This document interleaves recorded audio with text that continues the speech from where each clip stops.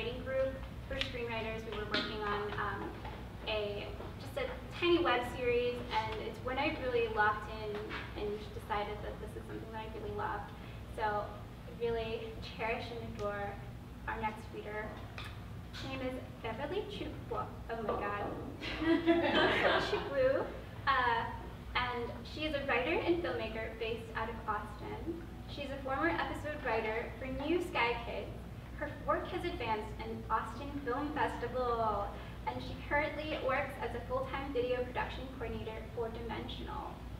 She claims to have been a dark child growing up, and this former sad girl is at the root of both her fiction and screenwriting today. Despite being lactose intolerant, Beverly has always been devoted to Bluebell's cookies and cream ice cream, even when it was on numerous recalls. Please welcome Beverly to the stage.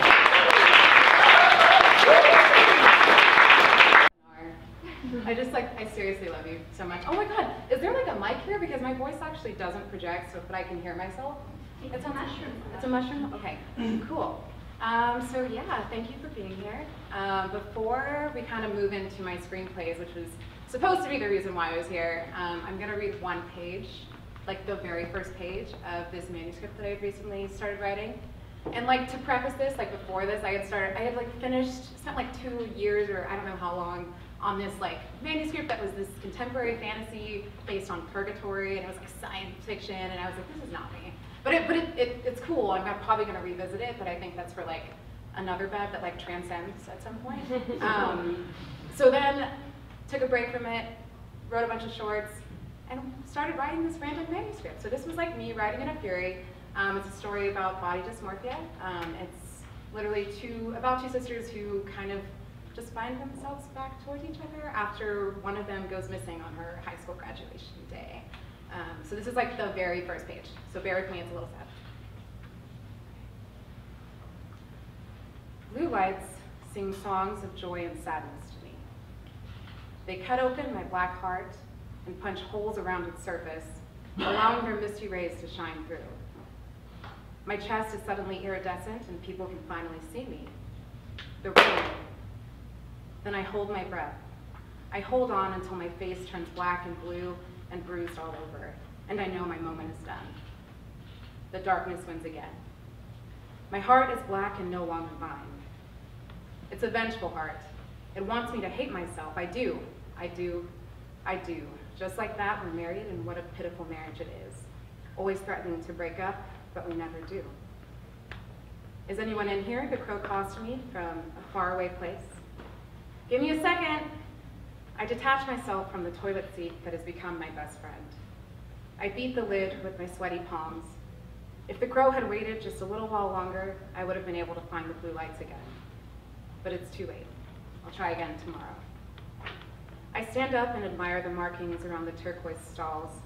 Its scars are so varied, but they grow more and more plentiful every day. When I leave the toilet, my toilet, I find my backpack waiting for me on one of the restroom sinks. Oh right, school. I forgot I had to do that. I sling one strap over my shoulder, hoping it will make me cool, but the mirror before me shakes its head in disapproval. I sigh and put the second strap over my shoulder, push my skinny braids slightly over my eyes, and pinch life into my sandpaper cheeks. Presentable, but not perfect. Jesus, I thought you died in there. The crow wags her black ponytail as I push past her. She smiles at me like we're friends, and I bring up the corners of my mouth to mirror her kindness. You can't get rid of me that easily, Amy. I say this to her, and I'm in the groove again. I was a brilliant actress in my middle school days, so I've gotten used to playing the role of Grace Eze.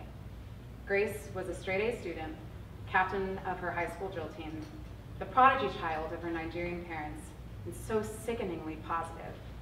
When I play her part, I find myself smiling so much that sometimes I believe in her happiness.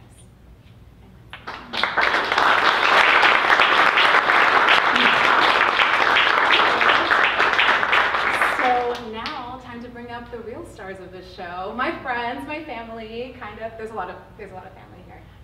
You guys are amazing. So, come to the stage.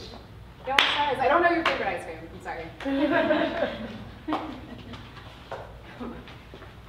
mean, I should probably introduce you guys because you're basically stars.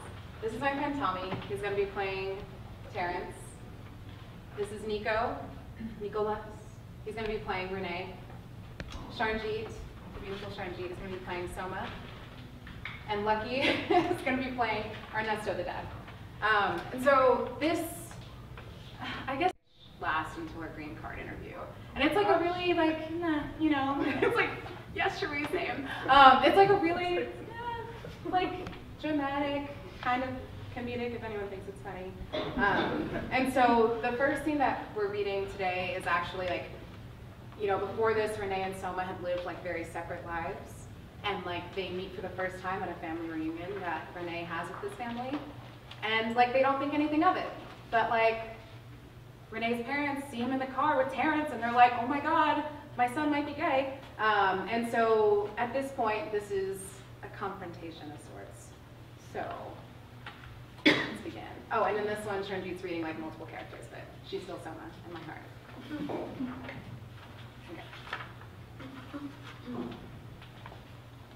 Interior, the city, Renee's condo. What was once a pristine, glass-walled condo is now decorated with broken bottles and empty cigarette packets. Dressed in nothing but a Diablo-inspired robe, Renee shuffles into the kitchen. He pushes away a pile of parking tickets and unopened mail in order to reach his answering machine. You have 2 new messages. Renee, it's Maya. Where are you? Renee hits delete. None of your business, sis. Seriously, answer your stupid phone. I think Mom and Dad are heading to your place. Like clockwork, a knock comes to the front door. Keys jingle. Renee backs away slowly. Fuck. The door creaks open. Renee dives behind the kitchen pillar. He hears the crunching of glass beneath 2 pairs of feet. Renee curdles into the fetal position as they get closer. Suddenly, the feet stop moving.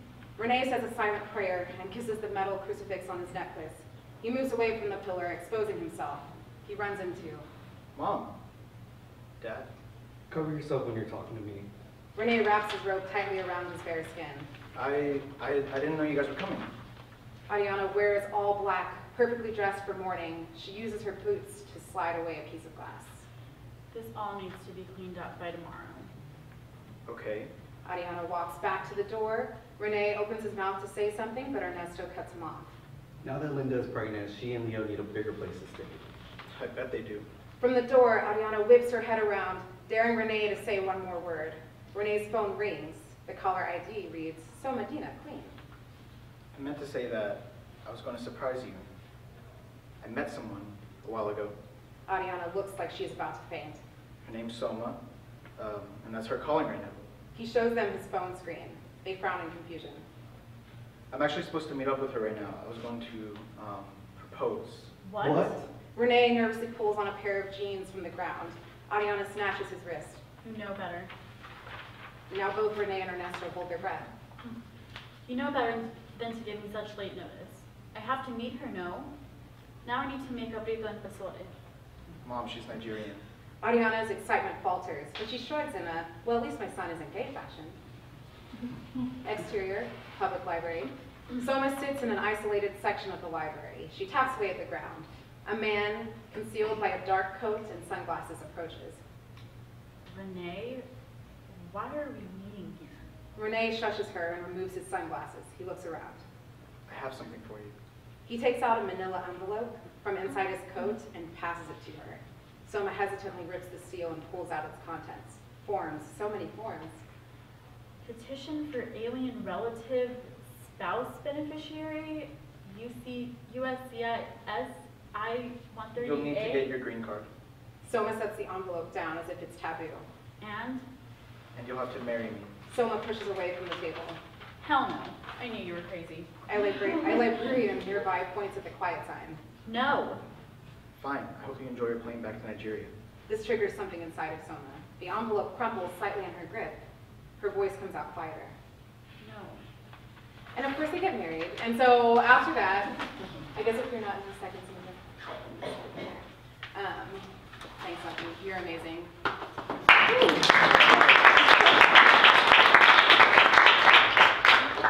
So obviously Renee and Soma do decide to get married. It like works in both of their favors, really. And so right before this next scene, Renee, Soma, and like the rest of his family are like moving her stuff into his condo, and like they don't know that someone has been watching them move their stuff into the condo. So this is the aftermath of that. Interior, Renee's condo. On the couch, Renee sips from a can of beer as Soma paces back and forth. This isn't good. This is not good. How do your parents not know that I'm not a citizen? Soma, calm down.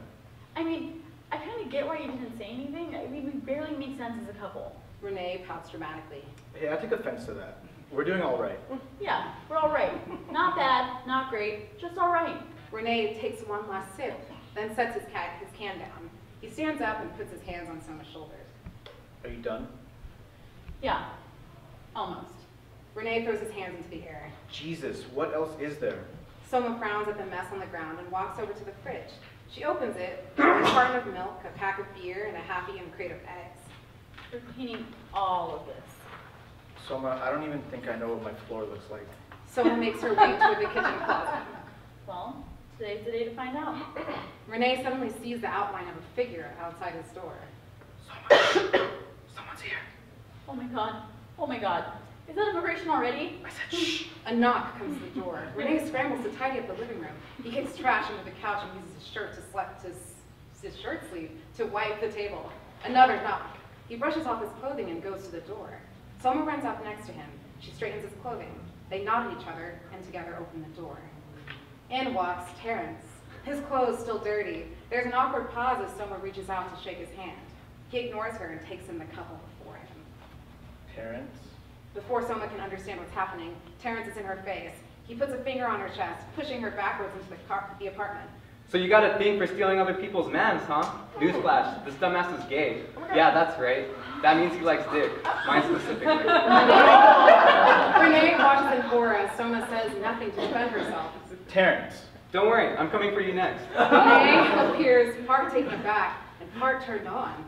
He snaps out of it and pulls Terrence away from her. Oh, so you want to protect her? What about me, huh? Your boyfriend? Renee's not cheating on you. Terrence laughs in her face. He looks between Soma and Renee. No? Then you tell me what the hell is going on and what are you doing in my boyfriend's apartment? Time cut. Terrence sits on the edge of the couch. Soma and Renee talk at once in front of him. And it's We're not in love at all. months. It just kind of happened. Then we can work something and out. it'll give me some You time to can figure come out and what go to with tell my your parents. They look at Terrence expectantly. He folds his arms across his chest. You're that afraid of your parents? Or are you really just that lazy? Renee blinks back at him. Cool. Let me know when your life is less of a disaster. He grabs one of Renee's beers from the couch and slams the door behind him. Soma turns to Renee. Hey, are you okay? It's fine. He always comes around. He glances at the spot where Terrence was sitting. Let's clean this place up. That was the end of the second scene. Do I have time for one more? Okay, cool. And so everyone's just okay, at this point, something has happened. I'm not going to ruin it as if any of you guys are going to read my future. Really, you don't have to. But Soma does something, and this causes Renee to question whether or not this marriage, will last. I mean, I don't know why this is the first time he questions it, but he does. He thinks it's great before this. But he ends up doing the one thing that he never thought he would do, which is find a job. Because his parents have been supporting him up into this, and the deal is that they'll keep supporting him, basically, if he proves that he's not gay. And so at this point, Renee turns to Terrence for some help because Terrence is a businessman. Interior, Waverly Court, Terrence's office. Terrence uses two fingers to take a damp folder from Renee's hands. Do I want to know why this is wet? Can you just look at it and tell me what you think? Terrence looks at Renee long and hard before opening the folder. His eyes glide over its contents. Why are you showing me your resume? I'm looking into some work. Okay, what's really going on? That's it. Trouble in paradise? No. That Nigerian bitch? Renee rises from his chair. He snatches the folder from Terrence's hands. Well, this has been a huge fucking waste of time. Terrence stands up from his chair too. He steps out from his desk and blocks Renee's exit. Whoa, hold up. What can I help with? So I have some interviews coming up, and I want to look impressive. Wait, I know, but you don't want to be that badass, sexy, successful couple. that all the boring straight people are talking about? Renee brings his lips to Terrence's ear. Yes. Terrence turns him over in a dominant fashion. From under Terrence's hold, Renee glances at his resume. He tears his eyes away from it as the two of them are on the desk, on the floor, a hot, dysfunctional mess of a couple. And that was a really short scene, but that's it.